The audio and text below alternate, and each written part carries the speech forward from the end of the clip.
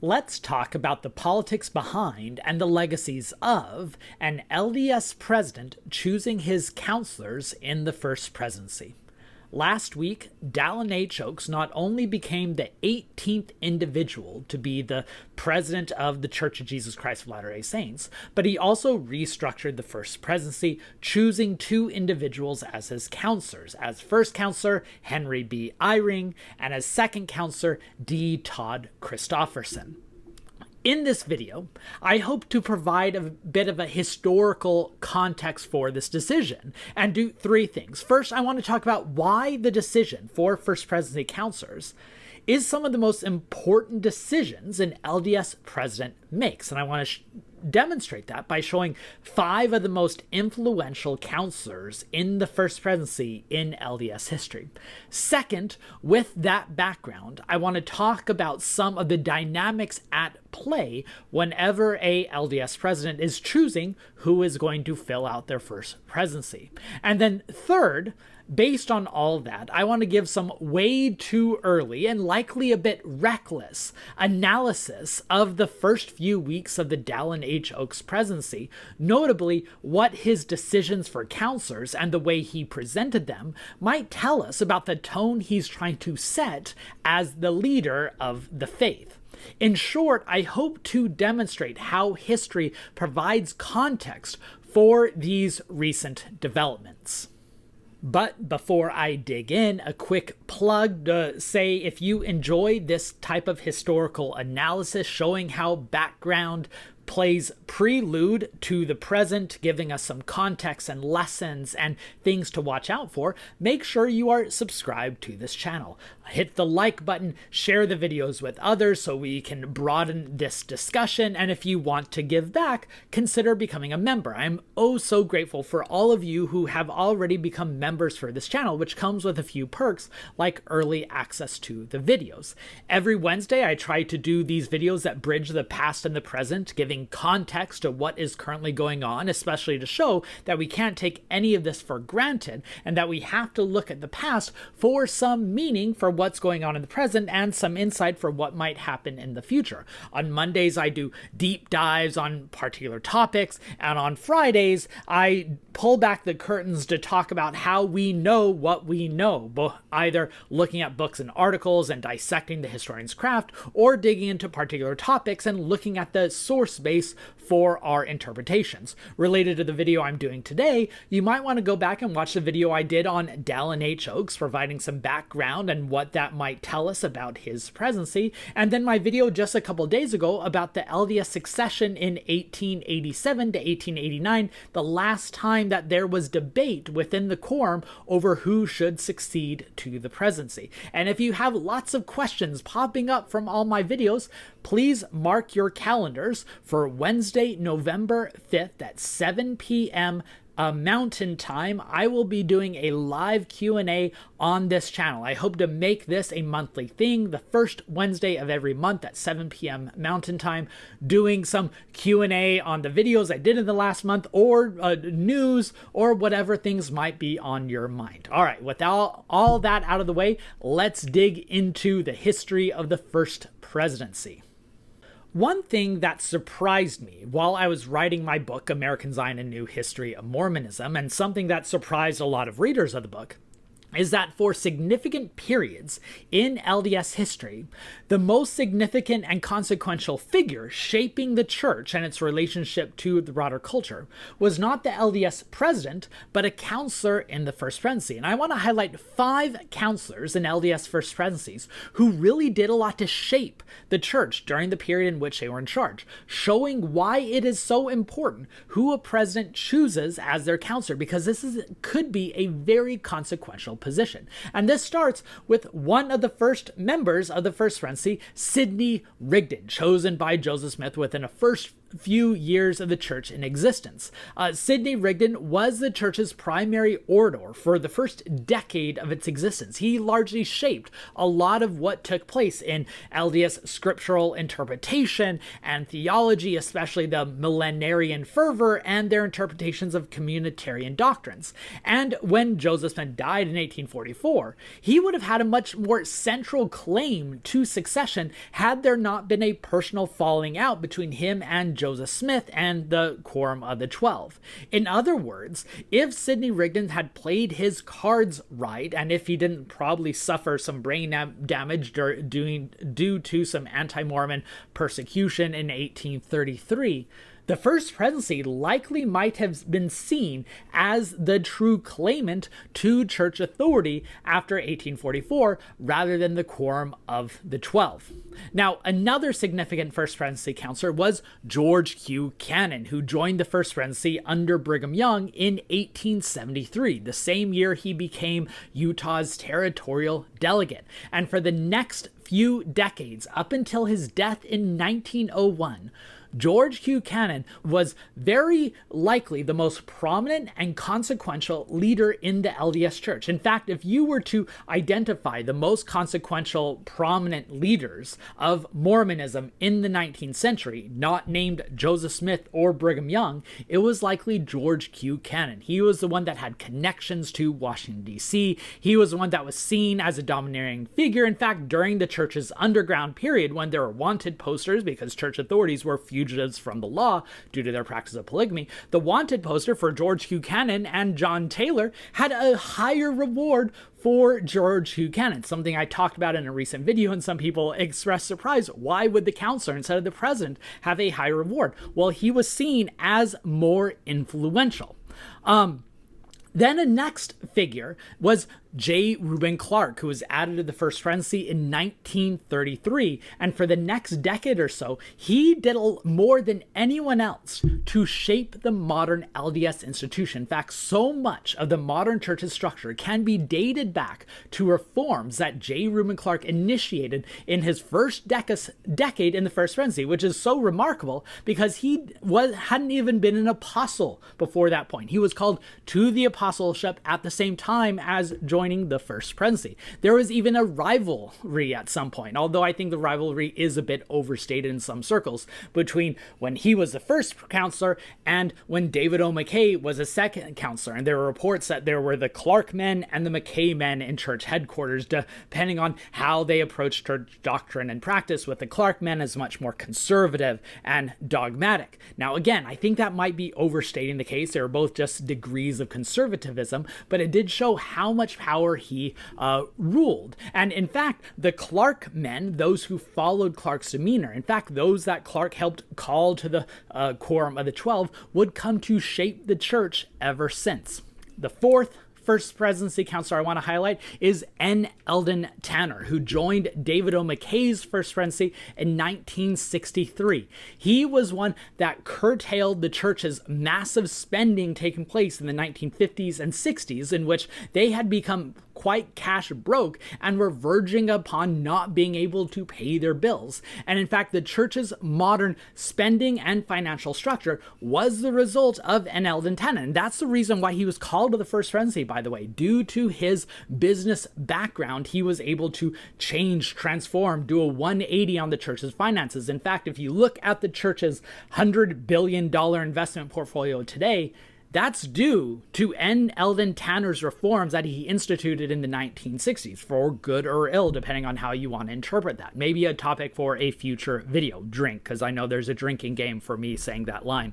And then the fifth counselor I want to highlight is Gordon B. Hinckley, who was called as a third counselor to Spencer W. Kimball in 1981 because Kimball and his two counselors were both medically infirm, that they were suffering the ill health of old age. And then for the next 14 years, Hinckley acted as the de facto president of the church, changing the church's approach to media relations, church organization, the whole tenor and approach to the faith. What made a massive transformation due to Hinckley's intervention, which then he took advantage of when he himself became president in 1995, crafting a public image that in many ways still shapes the church today, which he started while he was a counselor. So those 5 men, Sidney Rigdon, George Q. Cannon, J. Reuben Clark, N. Eldon Tanner, and Gordon B. Hinckley, all shaped the church as consequential counselors in the First Presidency, even when they weren't presidents themselves. I do want to add one sad note on the end of all this, is we know the role that all of those men played at those various moments due to a variety of archival sources we have that tell us the deliberations going on in church headquarters. Sadly, I don't know if that's going to be the case going forward due to how the church has changed its record keeping. I don't know if we're going to be able to see these insider discussions and disputes. I hope I'm wrong, but that is something I am worried about. So with all of that background, let's talk about some of the dynamics at play whenever a president is choosing his counselors in the First Presidency. And I should note at the very start that faithful members of the Latter-day Saint tradition will say that it's easy what dynamics are at play, that the president relies on inspiration and revelation, and God tells him who to call. And I'm not going to take that away from believers, but as an academic working in a neutral setting, I need to provide these natural reasons, and I know that's not going to be persuasive to some Latter-day Saints. That's just the nature of the dynamic, though I would hope Latter-day Saints would recognize the human element of these activities, and there's never a purely divine decision and a purely human decision. But part of Mormonism is viewing these fusions between the two. One of the things that may be on a president's mind when choosing counselors is a skill set, that you might want to call someone in the First Presidency who has a particular set of tools that you see as useful. Sidney Rigdon was chosen due to his theological and oratorical skills and powers, that he was able to give a face and a message for the church when it was just growing, before Joe Smith himself felt comfortable doing those types of things in public. George Q. Cannon was chosen due to his charismatic persona and his domineering will, who's able to go out and bend people toward various dimensions. J. Reuben Clark was chosen due to his bureaucratic acumen, that he knew how to set up an organization, especially in a modern world. And Eldon Tanner, as I mentioned before, was chosen due to his business skill and being able to reform the church's finances, especially as it became a global enterprise.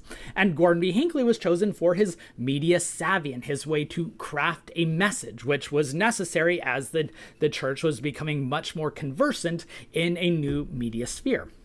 A second emphasis or idea that might be in a president's mind when choosing a counselor is, what's going to be the emphasis of a presidency? What are you going to be focusing on? What do you want to prioritize? What problems might the church be confronting? And you want to choose someone who both signifies a message as well as has the background to match that desire.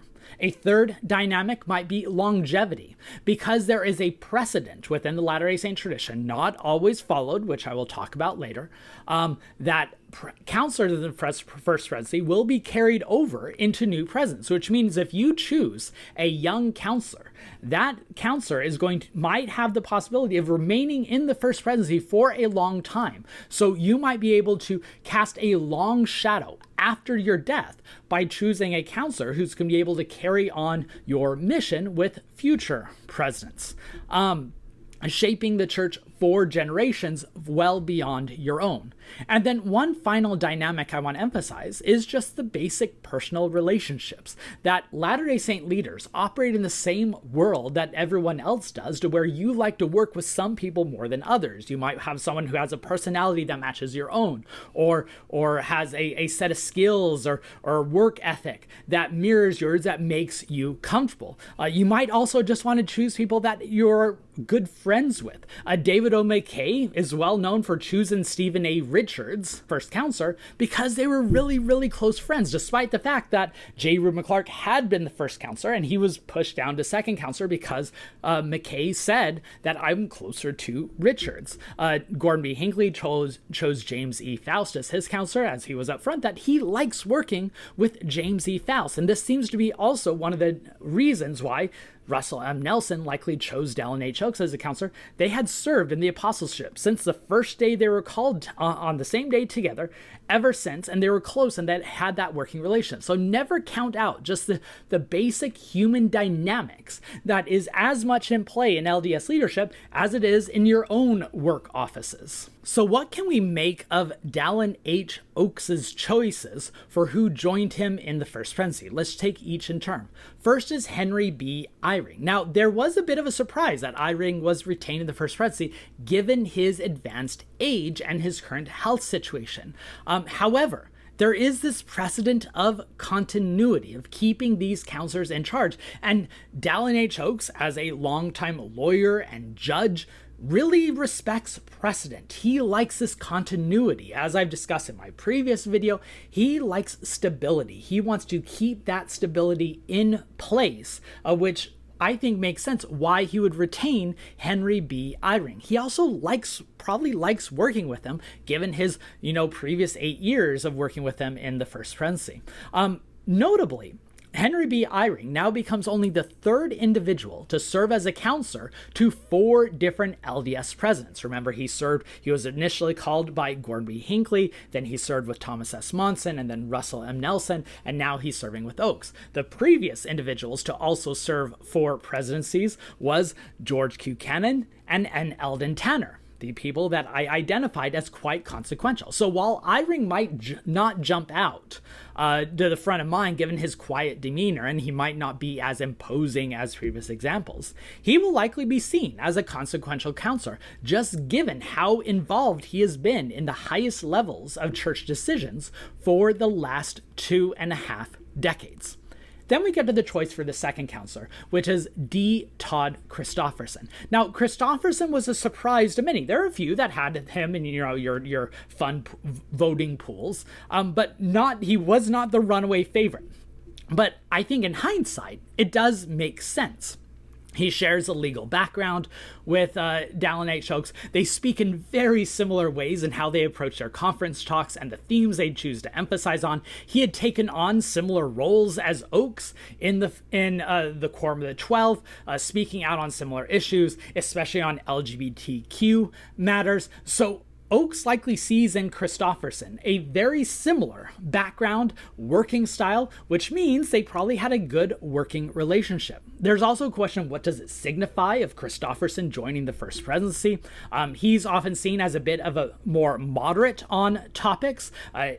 The LGBTQ relationship is a bit noteworthy. He has a brother, Tom Christofferson, who has been outspoken of trying to carve out spaces for queer Latter-day Saints. Tom Christofferson being a gay Latter-day Saint himself, who wrote a memoir on the topic, maybe a topic for another video. Go ahead and drink up. Christofferson is seen as well educated, a bit more cosmopolitan than some. There are plenty of anecdotes of him being quite pleasant and witty. And maybe Oaks sees these legal and constitutional questions as some of the driving themes of what the church is going to have to confront in his presidency. And Christofferson is a bit younger, although that's a relative term as we're speaking here, because he is 80 years old. Now, I do want to talk about 2 individuals who were not called to the First Presidency that have garnered a bit of discussion. The first is David A. Bednar, who was the popular pick for many to be out of the First Presidency. And there were a number of reasons or assumptions given in that prediction. Many assume that there's ideological overlap between Bednar and Oaks as 2 more conservative apostles. And there's also assumption that due to Bednar's age and rank and seniority, that he will likely become church president and perhaps if health grants him it, have a long presidency, at least relatively speaking. So it would make sense to start giving him that background and experience now. So why didn't he call him? Well, there's we might never know. Remember, I talked about we don't have the access to the records, so so it's all speculation. So I want to preface this. It could be as a basic explanation that they like what David A. Bednar is doing in the Quorum of the 12 now. He is often one who is sent on international trips, and maybe that would have to be curtailed if he were called in the First Presidency. There could be the boring reason of personnel, of maybe Oakes and Bednar just don't work as well together, or maybe Oakes just gets along better with Christofferson. We don't know. Or maybe there's deeper reasons. Maybe there's not as much of an ideological overlap between an Oakes and a Bednar as they assume. In fact, maybe at some point in the future, I will do another video. Go ahead and drink. I will do another video talking about the varieties of Mormon conservatism and how they don't always line up as directly as you might assume. And I think that might be the case with Oakes and Bednar. And then there was the other individual not called to the First Presidency who many thought might, and that was Jeffrey R. Holland, who is now president of the Quorum of the 12 Apostles and the next in line following Oakes to the church presidency. And while it does make sense that Holland wasn't called given his advanced age and his poor health a couple years ago, it seemed like he had a very scary health condition that luckily it appears he's recovered, and now it appears he's at a bit of a rebound, though we'll see how long that lasts. So yes, it does make sense that he's not called given that condition. But when Russell M. Nelson became the LDS president in 2017 and restructured the First Presidency, one of the reasons he gave for removing Dieter Uchtdorf from the First Presidency and adding Dallin H. Oakes was that he felt that the next president, the next person in line, should have experience in the First Presidency so they know what to expect. Maybe reflecting that Russell M. Nelson wished that he had had that experience before becoming LDS president. And there is other precedent with previous LDS presidents getting experience in the First Presidency, even just right before becoming president, like Joseph Fielding Smith immediately comes to mind. But so that's not a fully fleshed out precedent, and it was just recent that Russell Nelson made that a thing. But the fact that Oakes did not follow with that did kind of signify that there might have been other reasons why Dieter Uchtdorf was removed from the First Presidency. Now, I know a lot of people balk when people use words like demotion when talking about being removed from the First Presidency and adding to the Quorum of the 12. I'll just add that the only other time someone was removed from the First Presidency, and that was Hugh B. Brown, he saw it as a demotion. And it seems like other LDS leaders see that as a demotion. I think while it's too simplistic, this progressive narrative that Dieter Uchtdorf was too progressive and ruffled the feathers of more dogmatic leaders, I don't think it's not connected to that. And I think that's worth noting. Now, one final point I want to say, and that's this dynamic of succession with the LDS Church and the issue of age. About a decade ago, Greg Prince, Brent Rushforth, and Lester Bush published an article in Dialogue, I'll link to it in the video description, titled Gerontocracy and the Future of Mormonism, in which they made the persuasive case that there have been enough advances in health and technology to make sure that people can live to a much older age, but those advances aren't enough to make sure that you can be mentally acute and physically active in that advanced age, which means we have reached a point in the last 50 years in the LDS Church where for every president who we have a very vigorous presidency, like Russell Nelson, we have those who did not, like Thomas Monson. We had Gordon B. Hinckley, who was very active. We had Spencer W. Kimball and Ezra F. Benson, who were not for large portions of their presidency. And I think that's a dynamic that isn't going to change anytime soon, so long as a succession pattern remains. Okay, so what other lessons can we take from the first few weeks of the Dallin H. Oakes presidency? 1 week as LDS president with the First Presidency, and a couple weeks as president of the Quorum of the 12. And I should emphasize that these are very premature and preliminary, and it's going to take a while to see what plays out and historical distance to understand the full context. But I do think there's a few things to keep an eye on. One, Oakes took his time in restructuring the First Presidency. He prioritized deliberation and precedent over pomp. It would have been very easy for him to rush the reorganization of the First Presidency, despite not having the funeral for Russell M. Nelson, to make sure that he could be sustained at General Conference. There likely would have been previous LDS presidents who would have prioritized that, seeing it as important of the church sustaining the new First Presidency. And I think it's noteworthy that Oakes took his time and was very deliberate about it, like likely reflecting his own legalistic background. I think it's also noteworthy that the First Presidency was announced at this streamed event that was not a press conference like we had come to see before. It was very pared down. It was more like an opening statement or a legal brief than a large event, which we saw with Russell M. Nelson and Gordon B. Hinckley. I think Oakes is quite different than Nelson in that regard of being the center of attention. I think Nelson saw power in the prophet acting as this charismatic, centralized authority, and I think Oakes is more comfortable in a committee and organized and stable setting, not based on charisma, but instead based on organization and structure. And it's also noteworthy that that formal meeting did not take questions from the press, which we have at least come to expect from the most recent presidents, starting with Gordon B. Hinckley in 1995. But instead, they had a conversation with the friendly reporter Jane Clayson Johnson, who does have some journalistic chops, but it definitely was quite a bit more scripted. And in Oakes's original remarks at General Conference, and in that conversation with the journalist Jane Clayson Johnson, I was going to dig into this a lot more, but this video is already going quite a bit long. I apologize. Maybe I'll do a future video talking about Oakes's early rhetoric. I think it's clear that there's a through line of it's a softer Oakes, maybe responding to some anxieties that church leaders would have that he would be more dogmatic. But even if it's a softer tone, it's the same key identity and principles that have been at the heart of his message for quite a while. It is, in other words, fitting within an existing tradition and not hinting to any major changes. So I think due to both personal demeanor and likely health and age, Oakes will probably be more of an administrator than a reformer, right? If Nelson was the reformer and the agent of change, I think Oakes is going to be more someone trying to stabilize and cement changes already in place.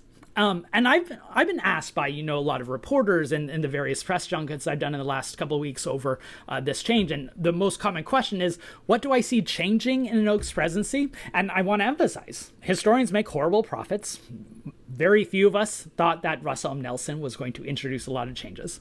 But my general answer is I don't see a lot of major changes in an Oakes presidency, in part because Latter-day Saints already live in the church that Oakes helped build, meaning that he was a very consequential and influential LDS apostle up until this point. So I see his presidency more of a culmination of what's already been happening than what's going to change. And I think these first few weeks demonstrate that's at least so far seems to be playing out. So again, it's going to take quite a while to see what the Oakes presidency is going to bring. None of this predetermines understanding what's going to happen. History is not prediction, but it does provide context. And I hope this video helped show some things to keep an eye on and give a broader parameters through which we can understand the developments that take place in the next few years. And by the way, if you want to know a bit more or see me dig into this, I did a hour-long interview with Radio West, an NPR affiliate, on Oakes' background and the current moment and what that might signify in the future. I'll add a link to that in the video description as well.